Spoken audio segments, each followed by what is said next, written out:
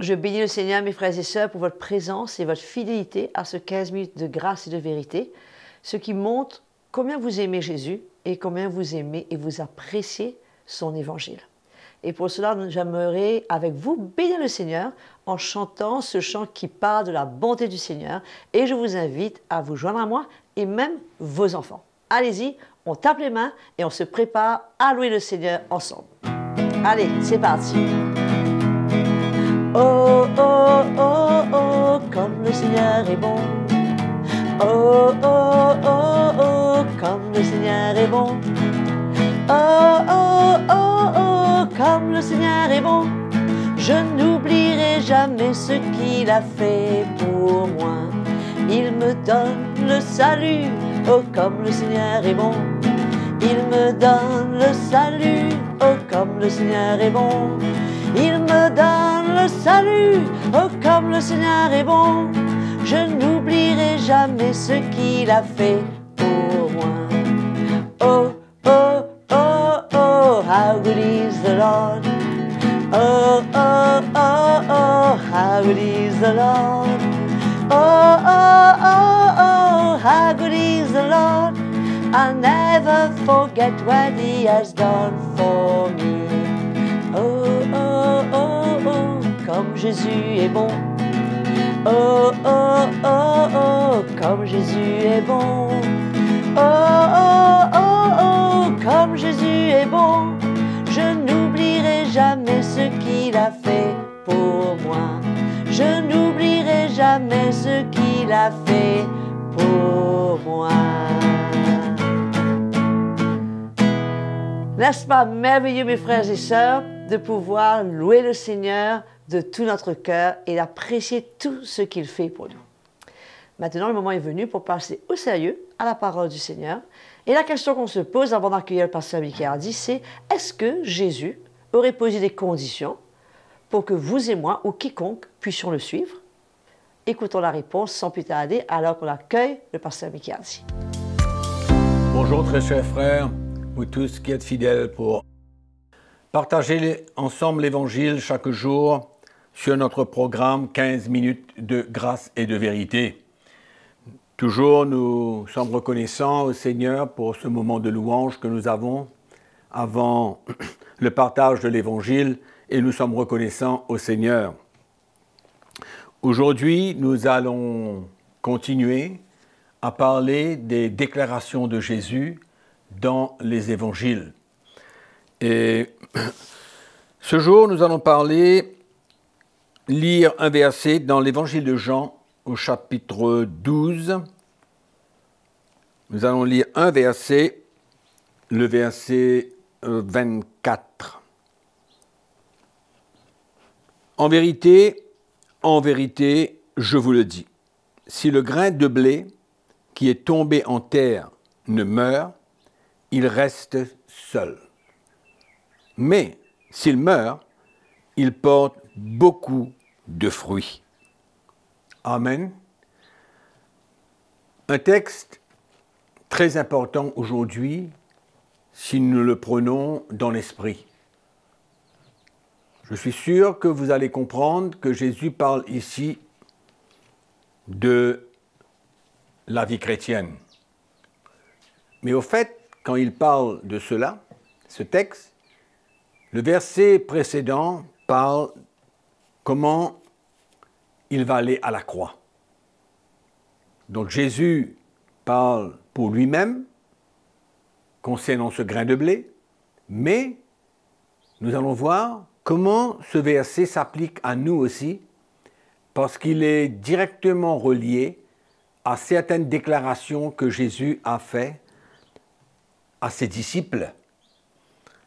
Donc quand nous revenons sur ce texte, la première chose que nous voyons, Jésus dit en vérité, il met l'accent, comme quoi que c'est une déclaration à prendre en considération, parce qu'il dit en deux fois en vérité, et nous avons besoin aujourd'hui d'ouvrir nos cœurs et de comprendre clairement qu'est-ce que le Seigneur veut nous transmettre dans ce texte. pour notre vie chrétienne, pour nous aider à marcher tous les jours et à porter du fruit. Jésus dit, si le grain de blé ne meurt. Regardez bien ce verbe, ne meurt. Il ne parle pas de sécher ou quoi, mais il dit ne meurt, mourir. La mort. Si le grain de blé qui est tombé en terre ne meurt, il reste seul. Il reste seul. C'est clair. Nous connaissons cela. Si vous êtes un petit peu intéressé à votre jardin, si vous en avez un, vous allez comprendre que vous mettez des semences en terre. Il faut que cette semence meure avant de produire du fruit ou un légume quelconque. Donc Jésus ne fait pas ici une leçon d'agriculture, mais il veut parler des choses de la vie chrétienne. Ça s'adresse à lui premièrement, parce qu'il allait prendre la croix, il allait prendre sa croix à lui et mourir, mais quand nous relions ce texte dans l'évangile de Matthieu au chapitre 16, nous voyons que c'est le même langage, absolument le même langage. Peut-être que nous pouvons tourner dans ce texte de Matthieu chapitre 16, c'est au verset 24. Je ne peux pas ne pas mentionner ce texte quand je lis ce verset dans l'évangile de Jean, parce qu'il est directement relié. Et là, Jésus parle pour ses disciples, c'est-à-dire pour chacun d'entre nous. Il dit, si quelqu'un veut venir après moi, qu'il renonce à lui-même. En d'autres mots, qu'il perde sa vie et qu'il se charge de sa croix et qu'il me suive, qu'il se charge de sa croix. La première pensée qui nous vient à l'esprit quand nous parlons de la croix, bien sûr que nous pensons à la mort de la croix. Donc nous, peuple de Dieu, frères et sœurs, comment ne pas accepter de prendre notre croix, de renoncer à nous-mêmes, de mourir au désir de notre chair, si nous-mêmes, nous voulons porter des fruits, c'est-à-dire être un disciple de Jésus-Christ. Ce texte nous dit qu'il n'y a pas de possibilité pour nous de suivre Jésus si nous ne sommes pas prêts à prendre notre croix. Si nous ne sommes pas prêts à renoncer à nos vies, perdre notre vie, mourir à nous-mêmes, au désir de la chair, nous ne pourrons jamais être un disciple de Christ. C'est-à-dire, nous ne grandirons jamais. Nous ne parviendrons jamais à la maturité. Probablement que nous pourrons avoir beaucoup de connaissances de la Bible, probablement que nous pouvons même devenir un docteur en théologie, pouvoir discuter de la Bible, mais pour pouvoir porter du fruit, pour pouvoir être un disciple de Jésus, c'est porter des fruits. Si nous voulons suivre Jésus, être un disciple de Christ, nous n'avons pas de choix. De la même manière que le grain de blé a besoin de mourir pour porter des fruits, nous avons besoin de prendre notre croix pour devenir un disciple du Seigneur et porter des fruits dans notre vie personnelle. Il n'y a pas de choix. Même chose.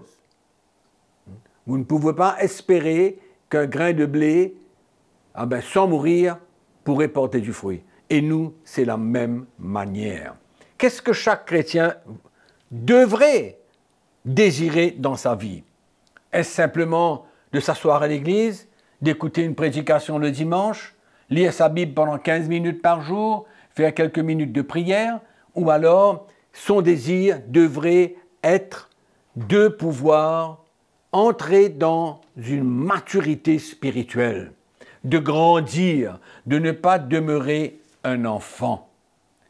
Et je crois que c'est clair aujourd'hui qu'il n'y a pas de possibilité de pouvoir devenir un homme fait, se perfectionner comme la parole de Dieu nous enseigne, si nous ne sommes pas prêts à prendre notre croix.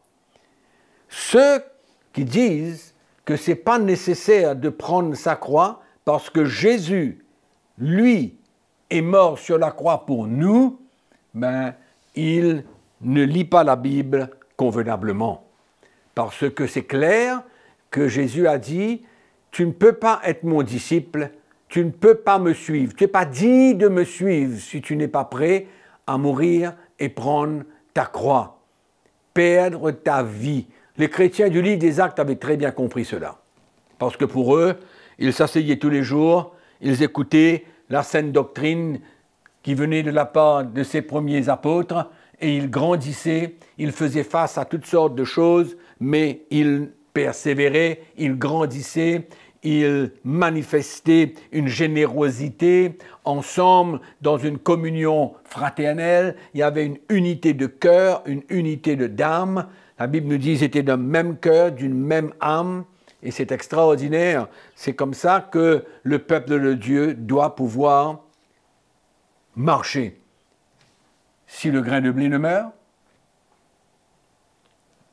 il demeure seul. Et donc pour nous les frères et sœurs, je ne peux pas développer ce texte de la croix en quelques minutes, mais c'est simplement pour vous dire que ce message de la croix est le fondement même de la vie chrétienne. En dehors de ce message, si vous ne l'acceptez pas, si la révélation de ce message n'est pas claire à votre cœur, vous ne pourrez jamais grandir. Ça n'a pas de possibilité. Ou nous croyons à cette déclaration de Jésus, ou nous faisons notre propre explication. Mais non, nous ne pouvons pas.